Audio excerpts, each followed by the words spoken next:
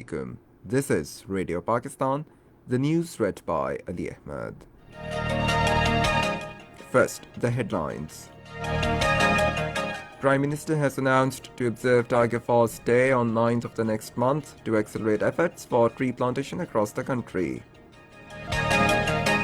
Pakistan, China, Afghanistan and Nepal have agreed to work together to fight COVID-19 and resume economy.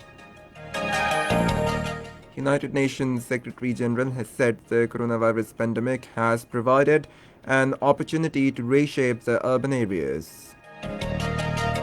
Communist Party of India has demanded release of all illegally detained Kashmiris who were arrested after abrogation of Article 370 on 5th of August last year.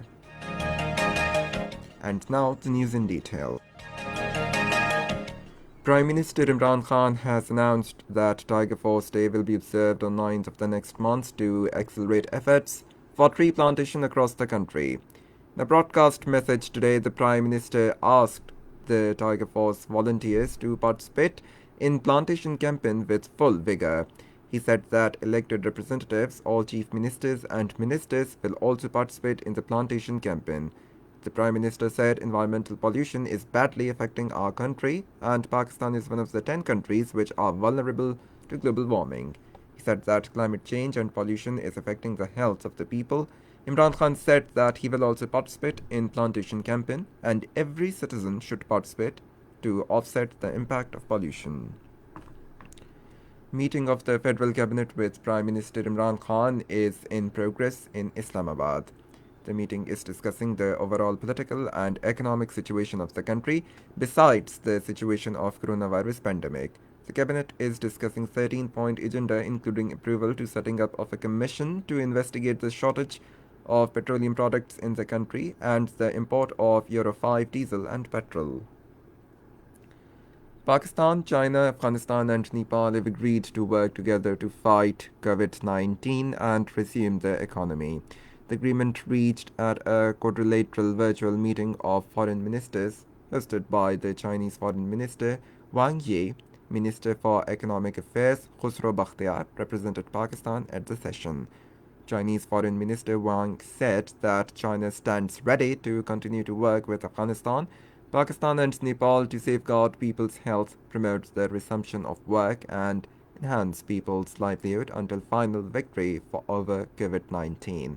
Ministers from Afghanistan, Pakistan and Nepal said the three sides are willing to deepen their cooperation with China to fight COVID-19, ensure the flow of trade and transport corridors, and build a Silk Road of health and community of a shared future for humanity.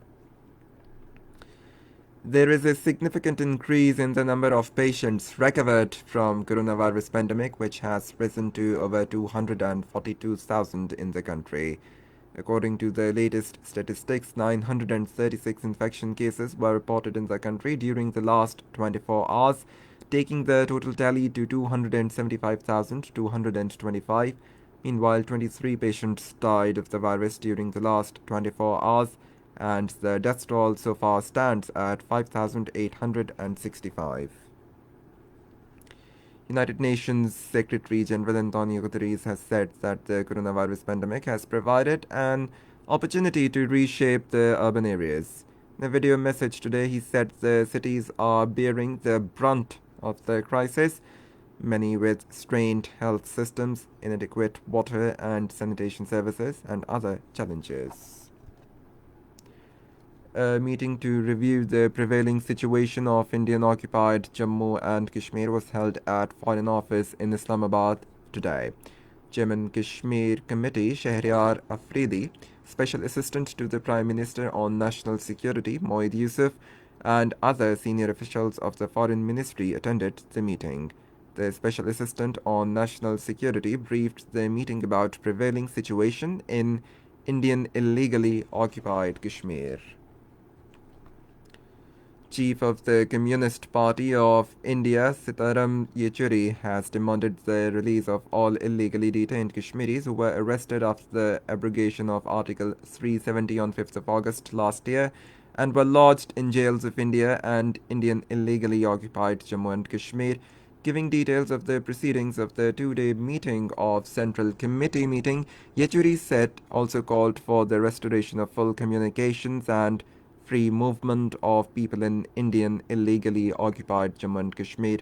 The Central Committee meeting of the party was of the view that the situation in the occupied territory remains critical even after nearly a year of the abrogation of Articles 370 and 35A. Saudi Arabia has expressed its full support and keenness for the security and stability of Iraq. In a telephonic conversation with Iraq's Prime Minister Mustafa al-Kadhimi, the Crown Prince Mohammed bin Salman also expressed the desire of developing the relations between the two countries in various fields. And that is the end of the news. For more news and analysis, log on to our website radio.gov.pk and also watch live video streaming of our bulletins on the link facebook.com/Radio Pakistan News Official.